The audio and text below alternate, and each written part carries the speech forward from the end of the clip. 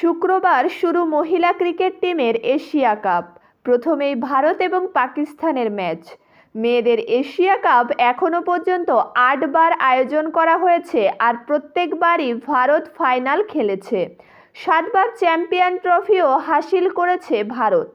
শুধুমাত্র ২০১৮ সালে বাংলাদেশের বিরুদ্ধে ম্যাচে হেরে গিয়েছিল হরমনপ্রীতরা। এবারের এশিয়া কাপ হবে শ্রীলঙ্কাতে। শুক্রবার ডাম্বুলায় ভারত পাকিস্তান সন্ধ্যা ৭টা থেকে শুরু হবে ম্যাচ।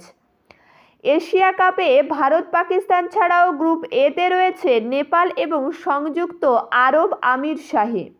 আর অন্য গ্রুপে রয়েছে বাংলাদেশ, মালয়েশিয়া, শ্রীলঙ্কা, থাইল্যান্ড। শুক্রবার পাকিস্তানকে হারিয়ে জিততে চাইবে হরমনপ্রীতরা। আর অন্যদিকে পাকিস্তানের অধিনায়ক নিদাদার চাইবেন ভারতকে হারিয়ে ম্যাচে জয়লাভ করতে।